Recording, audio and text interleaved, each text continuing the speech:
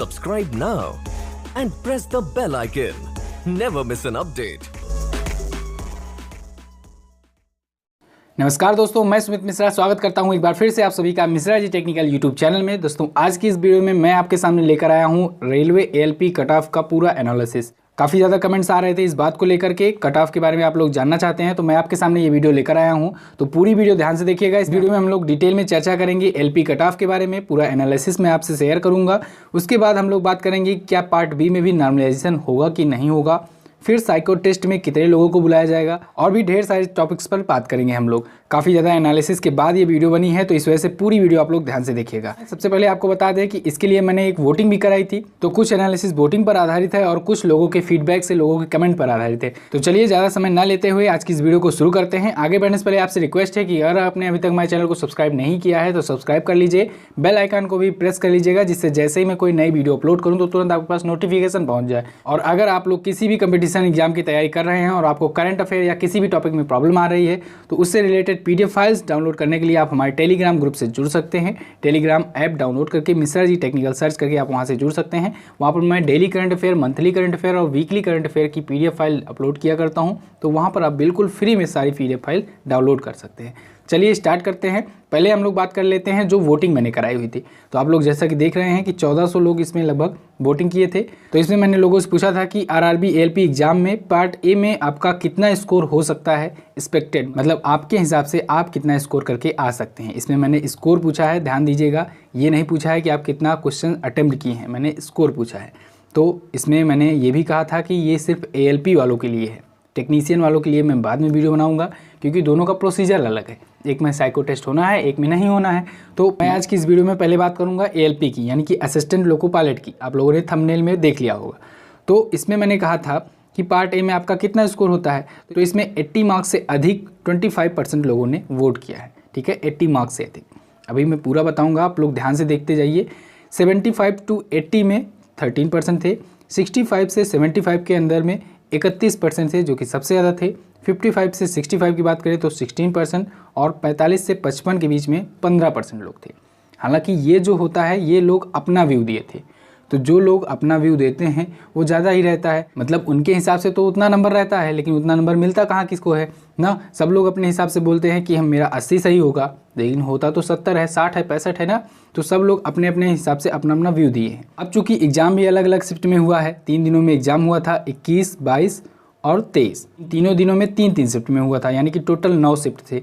अब 9 शिफ्ट थे तो 9 पेपर थे, और प्लस अलग अलग जोन के थे। सब अलग अलग जोन का अलग अलग मॉडल होता है सबका, कुछ का पेपर स्टैंडर्ड हाई होता है, कुछ का लो होता है। तो इन सारी चीज़ों के बारे में हम लोग एनालिसिस करेंगे। तो पहले हम लोग बेसिक जानकारियाँ कुछ ले लेते हैं। तो पार्ट ए और पार्ट बी में 2 प्रकार से एग्ज़ाम हुआ था। ठीक है, पार्ट ए और पार्ट बी, एक के बाद एक हुआ था। 100 क्वेश्चंस का ये था और 75 क्वेश्चंस का पार्ट बी था हमारा। लेकिन जो मार्क्स जुड़ने थे वे इस पर डिपेंड करने थे। ठीक है, कट ऑफ इस पर बनने वाली थी, इसको क्वालिफाइंग रखा गया था। ये जो 75 मार्क्स का था ये टेक्निकल था, टेक्निकल पोर्शन था, यानी कि दूसरे शब्दों में कहें तो ये ट्रेड से रिलेटेड था। ठीक है, तो ये पार्ट ए जो था यही सबसे ज़्यादा महत्वपूर्ण था। लेकिन पार्ट बी में भी आपको पास होना था।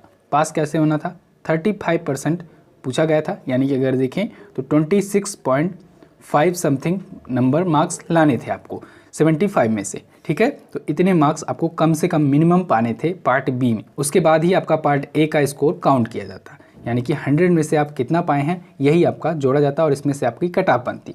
अब इसके बाद जो एएलपी वाले थे, क्योंकि मैं एएलपी की बात कर रहा हूँ इस वीडियो में, अब जो लोग पार्ट बी क्वालिफाई रहेंगे और पार्ट ए में कट ऑफ को क्वालिफाई कर जाएंगे, यानी कट ऑफ से ज़्यादा उनका मार्क्स रहेगा, तो उनमें से 8 गुना वैकेंसी का 8 गुना बुलाया जाएगा साइको टेस्ट के लिए। ठीक है, अब हम लोग बढ़ते हैं डे बाय डे के एनालिसिस पर। तो 21 जनवरी को, यानी कि पहले दिन जो पेपर हुआ था, उसमें फर्स्ट शिफ्ट का जो पेपर था उसमें लोगों ने फीडबैक दिया कि बहुत ही ईजी था पेपर, यानी ईजी टू मॉडरेट हम लोग कह सकते हैं, क्योंकि कोई भी पेपर एकदम ईजी नहीं होता है। जो पेपर सेटर होता है, जो पेपर सेट करता है, तो बिल्कुल ईजी नहीं देता है। अगर वो बिल्कुल ईजी दे देगा तो उसको एग्जाम कराने का कोई मतलब ही नहीं होगा, क्योंकि उसको कट ऑफ निकालनी है। ठीक है, बच्चों को छांटना है। तो ईजी टू मॉडरेट हम लोग कह सकते हैं।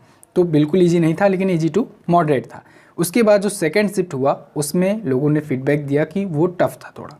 और रियल है कि उसमें जो सेकंड शिफ्ट था उसमें काफ़ी ज़्यादा न्यूमेरिकल्स पोर्शन पूछ लिए गए थे और इस वजह से वो टफ आ गया था पेपर जो सेकंड शिफ्ट का था 21 जनवरी को पहले दिन के एग्जाम में, ठीक है। तो उसको हम लोग मॉडरेट टू हार्ड लेवल पर हम लोग रखते हैं, फिक्स करते हैं अभी, ओके। उसके बाद थर्ड शिफ्ट जो था वो भी फर्स्ट शिफ्ट की तरह ही आ गया, ईजी टू मॉडरेट ही आ गया। ये था फर्स्ट डे का एनालिसिस। अब हम लोग बढ़ते हैं अगले दिन की तरफ, यानी कि 22 जनवरी के दिन। तो 22 जनवरी का जो पेपर था वो भी कुछ इसी प्रकार से था। अब धीरे धीरे ये लोग लेवल बढ़ा रहे थे, ठीक है। जो एग्ज़ाम का लेवल था, स्टैंडर्ड था पेपर का, वो धीरे धीरे बढ़ रहा था और सही बात है क्योंकि आजकल ऑनलाइन का ज़माना है, सब लोग एनालिसिस देख कर जाते हैं कि किस लेवल का आ रहा है या क्या क्या टॉपिक पूछा जा रहा है, तो जाहिर सी बात है लेवल तो बढ़ाना ही था।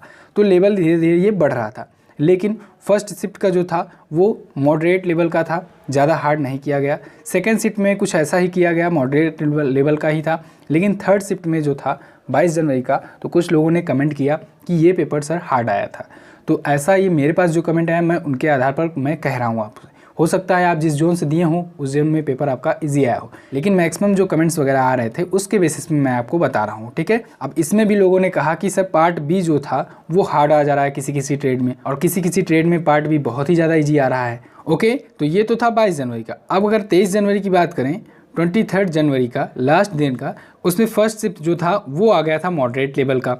फर्स्ट शिफ्ट मॉडरेट लेवल का आ गया था और उसके बाद सेकंड शिफ्ट और थर्ड शिफ्ट में अगर बात करें तो इसमें सेकंड शिफ्ट का जो था वो तो इजी टू मॉडरेट था, लेकिन थर्ड शिफ्ट में पार्ट ए बहुत ही ज़्यादा इजी आ गया और पार्ट बी में जो है उसमें जो टेक्निकल पार्ट था, यानी कि पार्ट बी का जो एग्ज़ाम था उसमें थोड़ा सा लेवल बढ़ा दिया गया था, यानी मॉडरेट टू हाई लेवल अगर हम लोग कह दें तो गलत नहीं होगा। बाकी की शिफ्ट में पार्ट बी मॉडरेट लेवल के आ रहे थे, लेकिन 23 तारीख को क्या हुआ कि कुछ ट्रेड्स का, जैसे कि मान लीजिए इलेक्ट्रॉनिक मैकेनिक हो गया और फिटर वगैरह हो गया, इलेक्ट्रीशियन हो गया, इन लोग का पेपर हार्ड कर दिया गया था पार्ट बी का, ट्रेड वाला जो था। और इसमें बच्चे ज़्यादा स्कोर नहीं कर पाए, 40 to 45 का ही पार्ट बी में स्कोर कर पाए हैं। तो इस वजह से, और उसके बाद भी कुछ अफवाहें भी उड़ रही हैं, जैसे कि सब लोग कह रहे हैं कि पार्ट बी में नॉर्मलाइजेशन होगा कि नहीं होगा, तो इस पर काफ़ी लोग कंफ्यूज हैं। तो मैं सारा कन्फ्यूजन आपका दूर करूंगा। पहले हम लोग बात कर लेते हैं पार्ट ए की कट ऑफ की, ठीक है।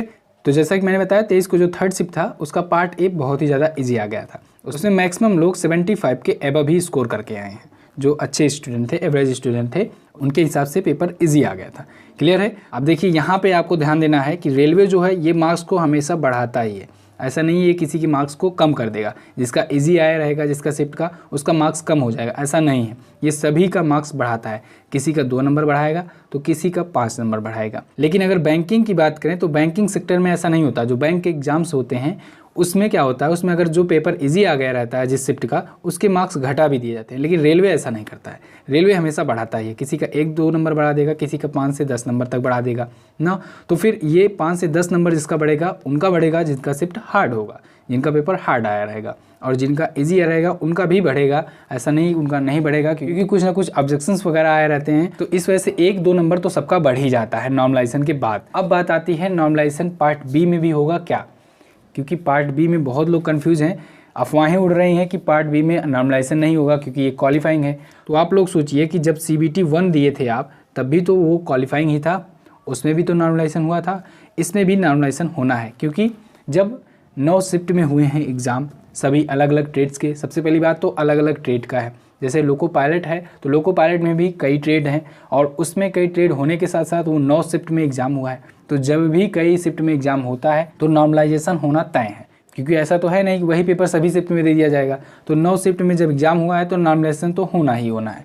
तो आप लोग निश्चिंत हो जाइए, पार्ट बी में भी नॉर्मलाइजेशन होगा। जो अफवाहें उड़ रही हैं उस पर ध्यान मत दीजिए आप लोग, ठीक है। पार्ट बी में भी नॉर्मलाइजेशन होगा। और अगर आप लोग 35 तक अच्छा स्कोर करके आए हैं, मतलब अगर 30 से 35 तक सही करके आए हैं, करेक्ट करके आए हैं, और आपका सस्पेंस बना हुआ है, तो आप भी टेंशन मत लीजिए, आप क्वालिफाई हो जाएंगे अगर आपके शिफ्ट में हार्ड क्वेश्चन आए थे तो, ठीक है। अब इस पूरे एनालिसिस को देखने के बाद हम लोग बात करते हैं एवरेज एक्सपेक्टेड कट ऑफ की, सभी जोन के लिए, ठीक है। ऑल जोन के लिए ये एवरेज एक्सपेक्टेड कट ऑफ की बात मैं करने जा रहा हूँ, क्योंकि आप लोग जानते हैं थोड़ा मोड़ा तो ये टॉलरेंस आएगा सभी जोन में, कि जैसे कि इलाहाबाद जोन है, यहाँ पर कट ऑफ हाई जा सकती है, भोपाल है, कोलकाता है, बेंगलुरु है, यहाँ पर आपको थोड़ा ना थोड़ा टॉलरेंस देखने को मिलेगा। लेकिन अगर हम लोग एवरेज की बात करें, एवरेज एक्सपेक्टेड कट ऑफ की, और हम लोग ये देखकर चलें कि सभी का मार्क्स कुछ ना कुछ बढ़ रहा है, और मैंने अपने हिसाब से, अपने एक्सपीरियंस के हिसाब से आपको एक व्यू दिया है। कोई ज़रूरी नहीं है कि यही कट ऑफ जाए, इसमें टॉलरेंस हो सकता है 5% का, 5 मार्क्स का हो सकता है टॉलरेंस, या फिर हो सकता है आपको 2 से 3 मार्क्स का हो सकता है, लेकिन इससे ज़्यादा नहीं होगा टॉलरेंस, ठीक है। तो 60 to 70 मार्क्स के अंतर्गत हम लोग जनरल को रखे हैं। उनके मार्क्स अगर नॉर्मलाइजेशन के बाद 60 से 70 के अंदर में है तो वो एक सेफ जोन में है, ठीक है। ऐसे ही ओबीसी है 55 से 60 के बीच में अगर हैं आप तो आप सेफ जोन में हैं। SC ST 45 से 55 के बीच में है अगर तो आप सेफ जोन में हैं। तो आप इसके बाद भी जान लीजिए कि इसके बाद क्या होना है। इसके बाद जैसे कि मैंने बताया कि 8 गुना लोगों को बुलाया जाना है। तो अगर आपको कट ऑफ कम लग रही है, अगर आपको ऐसा लग रहा है कि नहीं 80 अबव जाएगी कट ऑफ, बच्चे 90 प्लस करके आ रहे हैं क्वेश्चंस, तो ऐसा कुछ नहीं है। 8 गुना को बुलाना है इनको साइको टेस्ट के लिए। तो अगर 8 गुने लोग को बुलाएंगे तो ये 60 to 70 मार्क्स जो हैं ये इनफ है, ठीक है। तो नॉर्मलाइजेशन के बाद जैसे कि मैंने कहा कि मेरा व्यू है, ये कोई ज़रूरी नहीं है कि ये सही हो 100%, ठीक है। ये मेरा अपना ओपिनियन है, अपने एक्सपीरियंस के हिसाब से मैं शेयर कर रहा हूँ।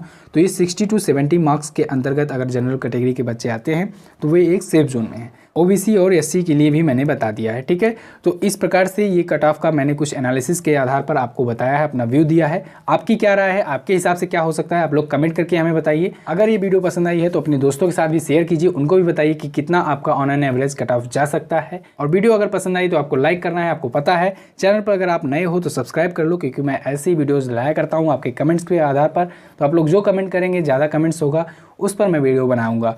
चलिए मिलते हैं अगली वीडियो में, तब तक के लिए नमस्कार, जय Hind, Vande Mataram. Subscribe now and press the bell icon. Never miss an update.